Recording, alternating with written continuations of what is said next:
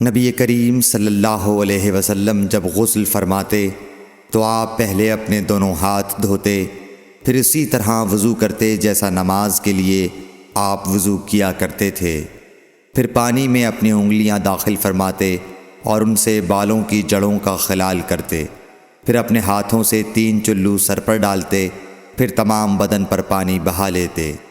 صحیح بخاری حدیث نمبر 248۔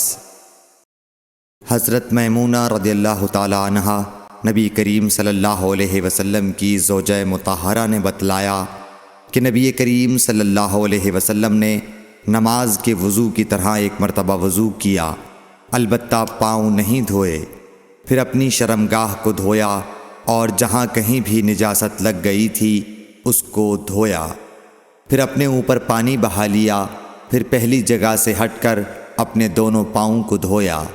آپ کا غسل جنابت اسی طرح ہوا کرتا تھا۔ صحیح بخاری حدیث نمبر 249۔ حضرت عائشہ رضی اللہ تعالی عنہا نے بتلایا کہ میں اور نبی کریم صلی اللہ علیہ وسلم ایک ہی برتن میں غسل کیا کرتے تھے، اس برتن کو فرق کہا جاتا تھا۔ صحیح بخاری حدیث نمبر 250۔ ابو سلمہ اور حضرت عائشہ رضی اللہ تعالی عنہا کے بھائی حضرت عائشہ رضی اللہ تعالی عنہا کی خدمت میں گئے۔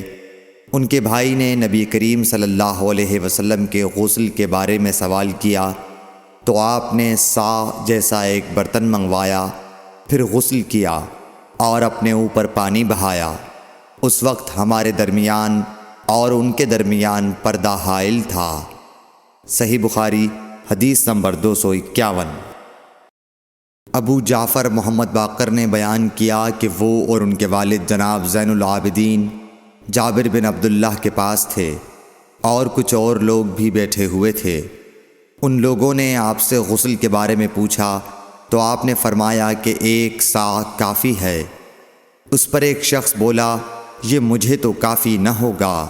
حضرت جابر رضی اللہ تعالیٰ عنہ نے فرمایا کہ یہ ان کے لیے کافی ہوتا تھا جن کے بال تم سے زیادہ تھے اور جو تم سے بہتر تھے، یعنی رسول اللہ صلی اللہ علیہ وسلم۔ پھر حضرت جابر رضی اللہ تعالیٰ عنہ نے صرف ایک کپڑا پہن کر ہمیں نماز پڑھائی۔ صحیح بخاری حدیث نمبر 252۔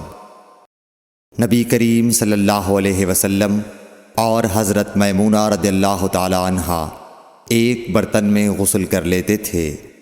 صحیح بخاری حدیث نمبر 253۔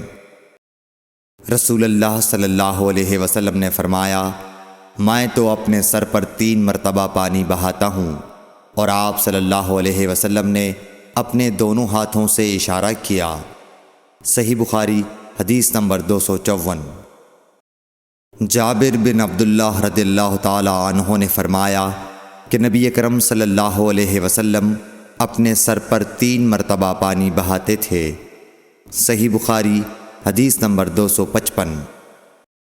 جابر بن عبداللہ نے بیان کیا کہ میرے پاس تمہارے چچا کے بیٹے، ان کے مراد حسن بن محمد ابن حنفیہ سے تھی، آئے۔ انہوں نے پوچھا کہ جنابت کے غسل کا کیا طریقہ ہے؟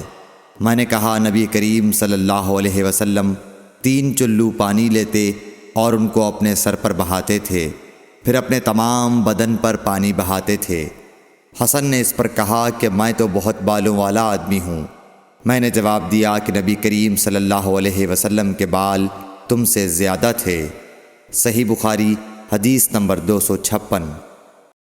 ام المومنین میمونہ رضی اللہ تعالی عنہا نے فرمایا کہ میں نے نبی کریم صلی اللہ علیہ وسلم کے لیے غسل کا پانی رکھا تو آپ نے اپنے ہاتھ 2 مرتبہ یا 3 مرتبہ دھوئے، پھر پانی اپنے بائیں ہاتھ میں لے کر اپنی شرمگاہ کو دھویا، پھر زمین پر ہاتھ رگڑا، اس کے بعد کلی کی اور ناک میں پانی ڈالا اور اپنے چہرے اور ہاتھوں کو دھویا، پھر اپنے سارے بدن پر پانی بہا لیا اور اپنی جگہ سے ہٹ کر دونوں پاؤں دھوئے۔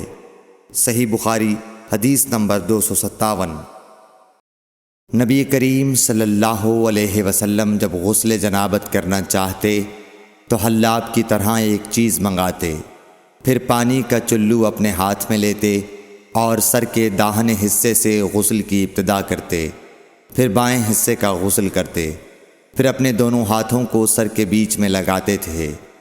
صحیح بخاری حدیث نمبر 258۔ ام المومنین میمونہ رضی اللہ تعالی عنہا نے بیان فرمایا کہ میں نے نبی اکرم صلی اللہ علیہ وسلم کے لیے غسل کا پانی رکھا تو پہلے آپ نے پانی کو دائیں ہاتھ سے بائیں پر گرایا، اس طرح اپنے دونوں ہاتھوں کو دھویا، پھر اپنی شرمگاہ کو دھویا، پھر اپنے ہاتھ کو زمین پر رگڑ کر اسے مٹی سے ملا اور دھویا، پھر کلی کی اور ناک میں پانی ڈالا، پھر اپنے چہرے کو دھویا اور اپنے سر پر پانی بہایا، پھر ایک طرف ہو کر دونوں پاؤں دھوئے، پھر آپ کو رومال دیا گیا لیکن آپ نے اس سے پانی کو خشک نہیں کیا۔ صحیح بخاری حدیث نمبر 259۔ السلام علیکم ورحمۃ اللہ وبرکاتہ۔ اللہ کے رسول کے بتائے ہوئے راستے پر چلنے کی توفیق عطا فرمائے، قرآن حدیث سننے اور اس پر عمل کرنے کی توفیق عطا فرمائے، اور جس کسی نے بھی ایک حدیث پڑھی اور آگے بڑھائی تو اللہ اس کا اجر ان کو دے گا، آمین۔